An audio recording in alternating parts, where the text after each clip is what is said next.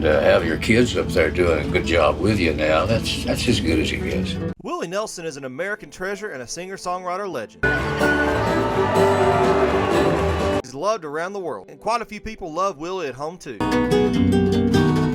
because he's got 8 children and many grandkids. Willie shares 7 of his kids with his first wife, third wife, and fourth wife. Willie even had a secret daughter with a lady friend, and he didn't find out about this daughter until he was 80 years old. Here's what to know about Willie's kids. Willie was married to his first wife, Martha Matthews, until 1962. His oldest daughters, Lana and Susie, came from that marriage, as well as Willie's oldest son, Billy, who passed away when he was only 33 years old. Billy's passing was tragic because he took his own life on Christmas Day in 1991. Willie was heartbroken to lose a child. He told people that he had never experienced anything so devastating in his life. Willie and his namesake Billy shared a passion for gospel music. At the time of his passing, Billy was recording a gospel album with his dad. Willie was allegedly too distraught to even consider finishing the gospel album after losing his oldest son. But in 1994, he completed the album called Peace in the Valley. And in 2015, the album was re-released. One of the most special songs on Peace in the Valley is My Body's Just a Suitcase for My Soul.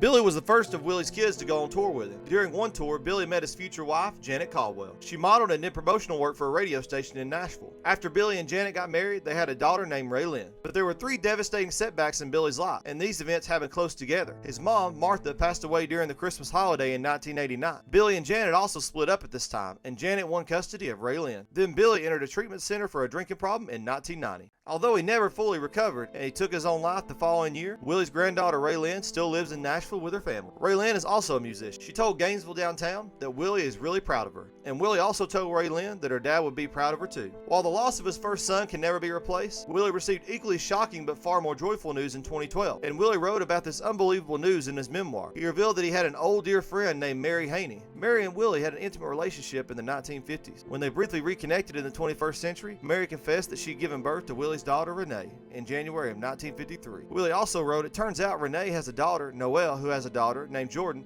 who I am happy to now call my great-granddaughter." Renee and her family were warmly welcomed into the blended Nelson family. She even spent holidays with Willie and his kids. Renee was married to Joel Butts, and they lived in Houston. She worked as a graphic designer, and in 2016, Renee celebrated her birth father, Willie, on social media. Renee wrote, "This is also my dad, and I loved him so much." She acknowledged the man who had raised her, writing, "I know I'm a really lucky girl to have 2 of the finest men in the world be dads to me." But sadly, Renee also passed away in August of 2017. Willie and his third wife, Connie Kepka, were married for 17 years. They had 2 daughters named Paula and Abby. And Willie's fourth wife is Annie D'Angelo. They married in 1991 and have 2 sons. Willie's oldest children, Lucas and Micah. Willie's youngest daughters and sons are also musicians, and Paula, Amy, Lucas, and Micah appeared on a family album called The Willie Nelson Family in 2021. There's a family Bible on the table. Willie's oldest daughter, Lana, shares a striking resemblance to him. Lana was also born in 1953. She has 2 sons from her first marriage, and a daughter and a son with her second husband, George. Lana didn't inherit the musical gene, but she has worked as a costume designer. Lana designed the costumes for Willie's movie, Red-Headed Stranger, and Lana's son, Brian, had a small role in the movie.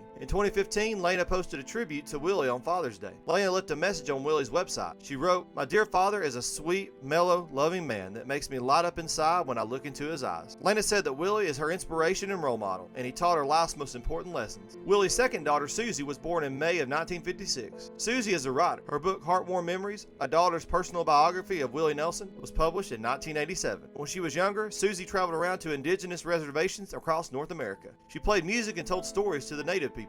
This was special to Susie because Willie allegedly has indigenous Cherokee ancestors. Susie has been married 3 times. The same year that Susie published her personal biography of Willie, a report was published in the Orlando Centennial that Susie married her third husband, an editor named Bob Rosenbaum. Susie's voice has also been heard on Willie's Sirius XM channel. She co-hosted a show on Willie's channel called Susie's Gospel Hour. Willie's daughters, with his third wife Connie, have pretty interesting stories to tell. His daughter Paula was born in 1969, and when Paula was born, Willie was still married to his second wife Shirley. Willie wanted to keep baby Paula a secret, but shockingly, Shirley found a hospital bill lying around that itemized Paula's birth. Shirley confronted her husband, and Willie had to admit that he had a girlfriend on the side who had given birth to another daughter. Shirley divorced Willie, and he married Connie, but after Connie and Willie got divorced 16 years later, Paula and her mom moved to Austin, and Paula quickly got into trouble taking illegal substances. Paula agreed to go to a treatment center in San Diego. During her treatment, she enrolled in correspondence courses to obtain her high school diploma. And shockingly, Paula became the first of Willie's kids to graduate from high school. Paula is also an accomplished musician, and she's released multiple studio albums. In a radio interview, Paula said she was extremely grateful. She revealed that her dad would text her to say he heard her on the radio.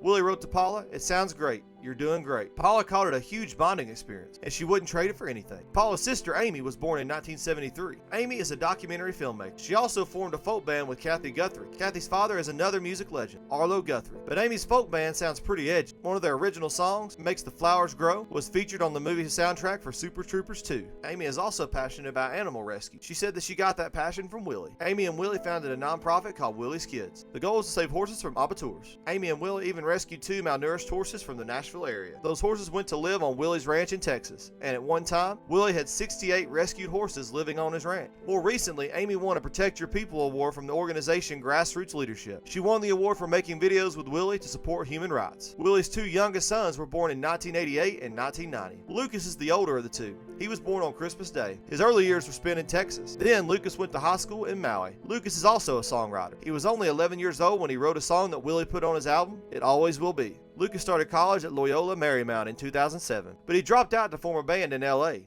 And he's toured with his dad as well as Neil Young. Lucas wrote and produced several tracks from the Bradley Cooper and Lady Gaga movie A Star Is Born, and he won a Grammy for that. Even better, Lucas became good friends with Lady Gaga, and she sang backup on one of his albums. Micah is Willie's youngest kid, and he began releasing his music when he was just 14 years old. Micah has called Willie a great dad, but Micah has also been brutally honest about what it was like for him growing up with an absentee father. In 2022, Micah told the Spokesman Review that his mom, Annie, was basically a married single parent, but Micah still claims that he learned empathy, kindness, and generosity from his dad. Micah also said he wouldn't be a musician without Willie's influence. In 2019, Micah got married. Around that time, Rolling Stone asked Willie what kind of dad he was. Willie shockingly replied that he was probably not a very good one. Micah's mom, Annie, disagreed. Even though Willie was gone a lot, Annie said when he was home, he was home. Willie's kids would probably all agree with that. But what do you guys think? Did you know the stories of Willie's kids? Does anything surprise you? Have you listened to any of the Nelson's kids' music or the family albums they recorded together? Let me know in the comments below.